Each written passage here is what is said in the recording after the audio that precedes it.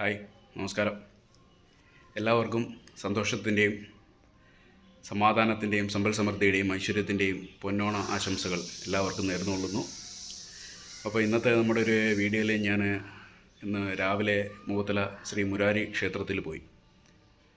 മഹാവിഷ്ണുവാണ് അവിടുത്തെ പ്രതിഷ്ഠ.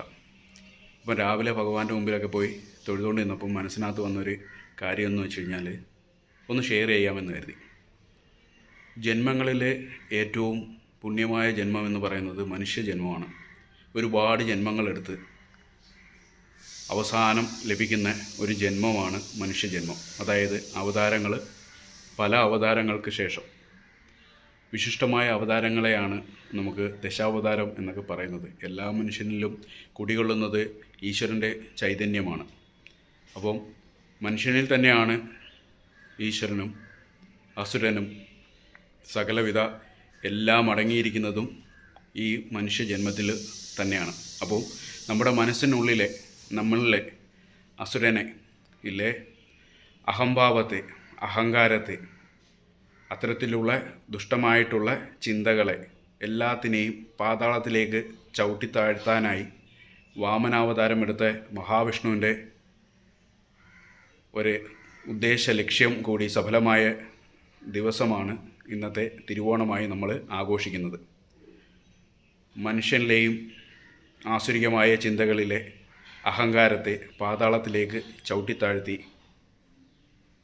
ആ വ്യക്തിയിൽ നന്മയുള്ള ഈശ്വര ചൈതന്യമുള്ള മഹാബലിയായിട്ട് വീണ്ടും നമ്മളിലേക്ക് ഓണം ആഘോഷിക്കുവാനായിട്ടും പ്രജകളെ കാണാനായിട്ടും മഹാബലി തമ്പുരാൻ നമ്മുടെ മുന്നിലേക്ക് എത്തുന്ന പൊന്നോണ ദിവസമാണ് ഇന്ന്.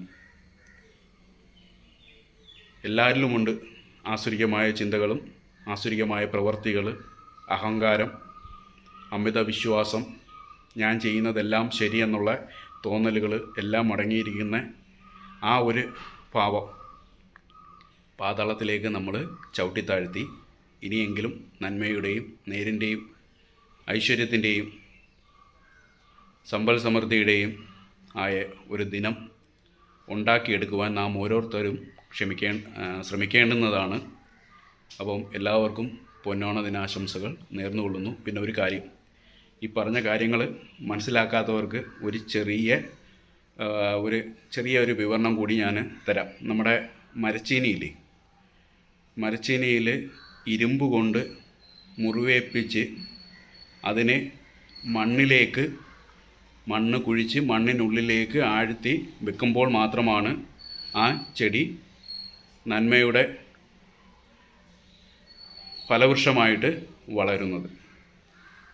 അതിനെ വൃക്ഷമെന്ന് പറയുന്നത് വെച്ച് കഴിഞ്ഞാൽ നമ്മളതിനെ പരിപാലിച്ച് അതിൻ്റെ പാകം എത്തുന്നതിന് മുമ്പ് നമ്മൾ പലപ്പോഴും അതിനെ പിഴുതെടുക്കാറുണ്ട്. പിഴുതെടുക്കുമ്പോൾ നമുക്ക് ഈ പാതാളത്തിൽ നിന്നാണ് ആ ഫലം നമുക്ക് കിട്ടുന്നത്. അതുപോലെയാണ്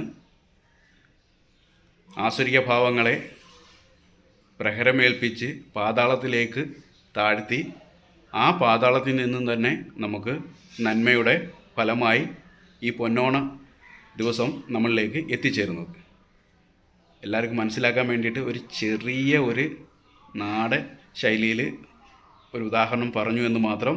അപ്പോൾ എല്ലാവർക്കും സന്തോഷത്തിൻ്റെയും സമാധാനത്തിൻ്റെയും സമൃദ്ധിയുടെയും ഐശ്വര്യത്തിൻ്റെയും പൊന്നോണ ദിനാശംസകൾ ഒരിക്കൽ കൂടി നേർന്നുകൊള്ളുന്നു. നന്ദി, നമസ്കാരം.